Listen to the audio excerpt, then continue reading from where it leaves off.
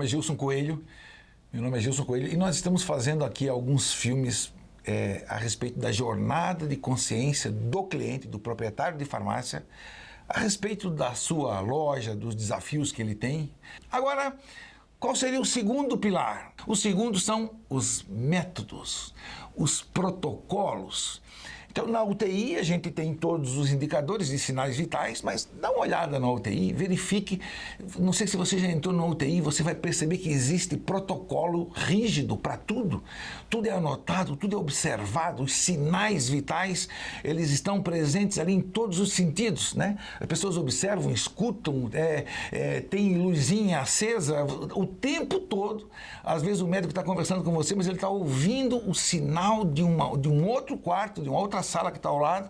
Então, o item 2 são os métodos, os protocolos. E agora, nesse ponto aqui, isso é uma diferença grande do nosso trabalho. Então, ô Gilson, mas qual é o método que você tem para CMV? Então, vamos lembrar que CMV pode ser de 50% a 70%, 75% do faturamento. Mas qual é o método? Bom, nós temos várias ações para derrubar o CMV, para fazer com que o CMV da loja diminua. Mas a principal delas, a mais importante de todas, é um método chamado os 7 passos da venda. Então, os 7 passos da venda é um atendimento, é uma forma de atender, né?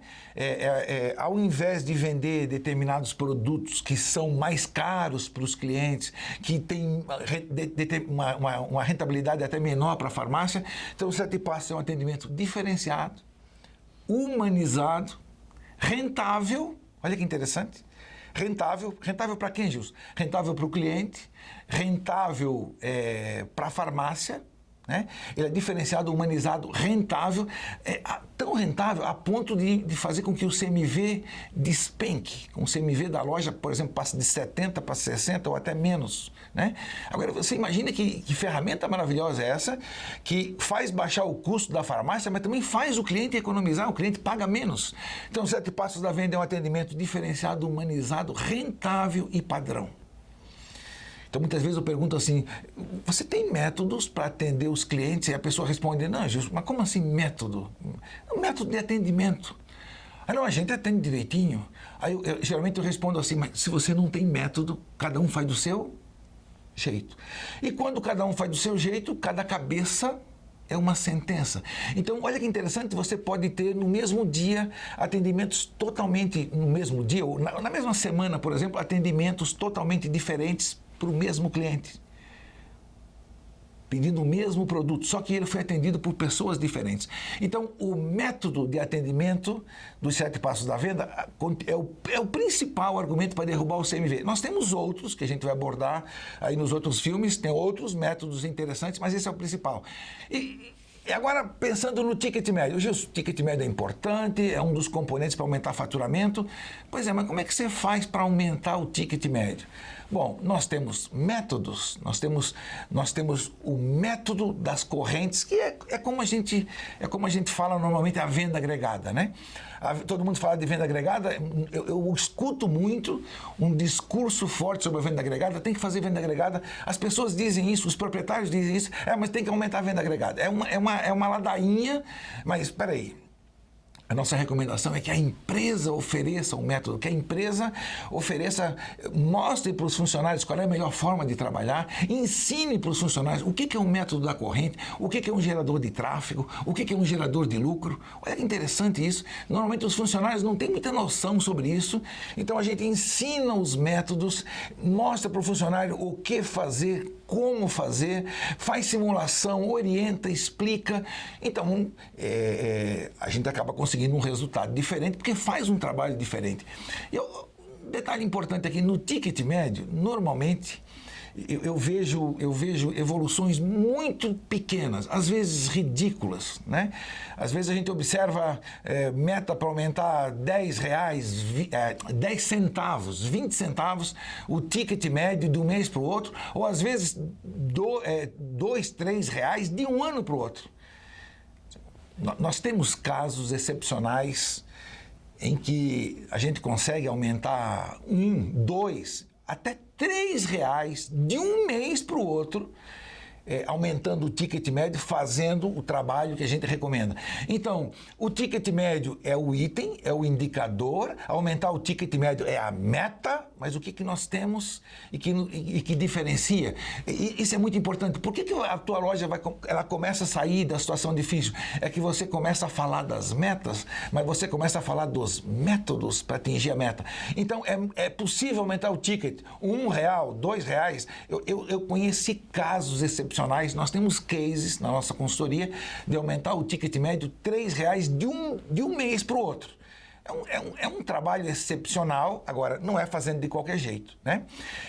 O outro item que eu falei que é muito importante também, quantidade de clientes. Aqui nós temos uma mensuração muito interessante. Como é que está a quantidade? Por exemplo, geralmente quando a gente começa a fazer a consultoria, a gente percebe que não existe esse monitoramento mensal a respeito da quantidade de clientes. Então, se está perdendo, pois estamos perdendo. Estamos perdendo para quem? Estamos perdendo por quê?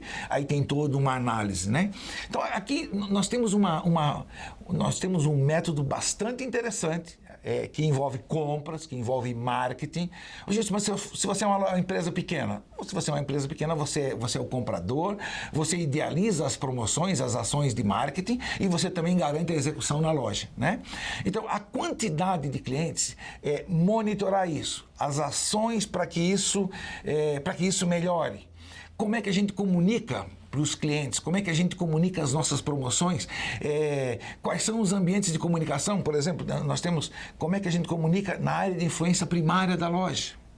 Como é que se comunica isso hoje em dia? Antigamente era só com rádio, tabloide, hoje nós temos outras alternativas. Hoje a gente tem redes sociais. Normalmente, eu estou falando agora de temas que o proprietário, às vezes, ele não domina isso, né? Como é que comunica, então, na área de influência primária da loja? Como é que comunica para quem passa em frente da loja? Como é que comunica dentro da loja? Então, você não tem ideia. Eu tenho encontrado, por exemplo, outro dia eu encontrei uma pessoa, uma cliente. Ela falou: Gilson, nós temos o menor preço de tintura da cidade. Eu falei: que bacana, parabéns. Eu pedi licença para ela, para a proprietária, e fui dar uma olhada na loja. Realmente o preço da tintura dela era muito barato, mas eu perguntei para os funcionários: vocês comunicaram alguma coisa na cidade? Os clientes foram informados desse preço tão baixo? Ela não tinha comunicado nada no nível de influência primária da loja, quer dizer, na comunidade, não havia nenhum comunicado disso, não tinha nenhum comunicado para quem passa em frente da loja e passava 2, 3 mil pessoas na frente da loja todo dia, não tinha nenhum comunicado sobre isso, e também dentro da loja não tinha nenhum comunicado sobre isso.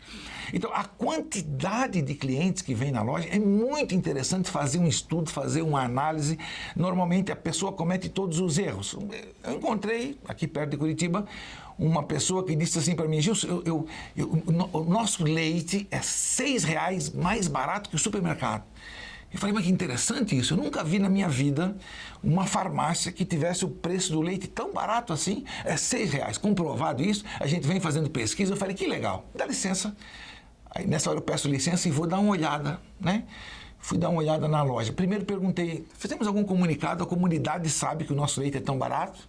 Não fizemos nada. Olhei na frente da loja, um calçadão, na frente da loja, nenhum comunicado de que ali dentro existia o leite tão barato. E também dentro da loja, nenhuma etiqueta chamando atenção para isso. Então, olha que interessante.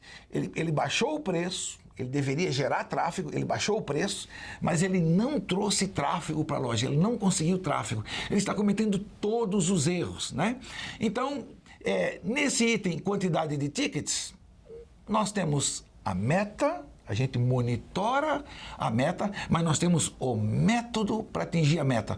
Onde está? Qual é o problema? Qual é a dificuldade? E aí começa a trabalhar, né? E o último aqui desses 4 grandes indicadores, né? Eu citei CMV, tem método. Citei ticket médio, tem método.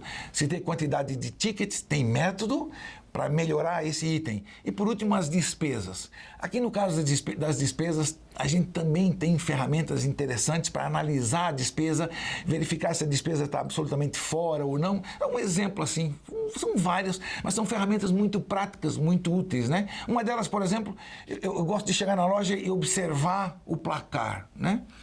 Teve muitas vezes chegar e 9-1 é o placar, por exemplo, às 9 da manhã. Você tem ideia do que é 9-1? Esse 9 a 1 que eu digo são 9 funcionários para um cliente. Aí ali pelas 11 horas eu vou de novo 9 a 1, 9 a 2. E lá no final do dia, lá pelas 6h30, 7 horas, a gente dá uma olhada. Aí tem, por exemplo, 7 ou 8 funcionários para 10, 11 clientes e tem fila. Então, a alocação dos recursos humanos na loja ao longo do dia está absolutamente equivocada, né?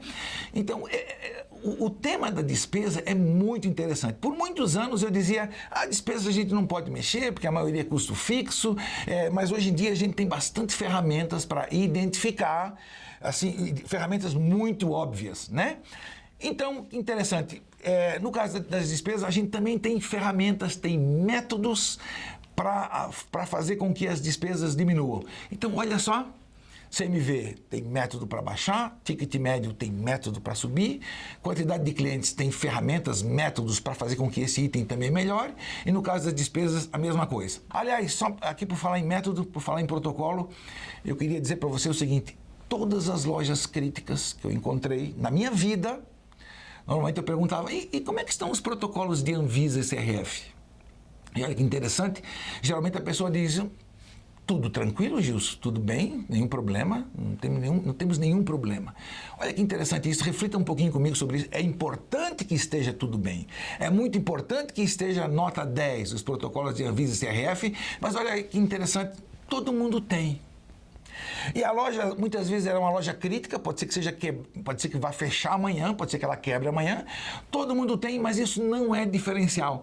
Eu queria que você prestasse muita atenção os protocolos que o Gilson Coelho defende. Os nossos protocolos são os protocolos de gestão. São os protocolos que vão ajudar a mudar os sinais vitais da loja, né? Engraçado, os nossos não são obrigatórios, né? Os nossos protocolos são para aqueles proprietários que percebem, que têm um insight, que têm a visão. Mas, homem de Deus, isso é importante, isso é muito importante.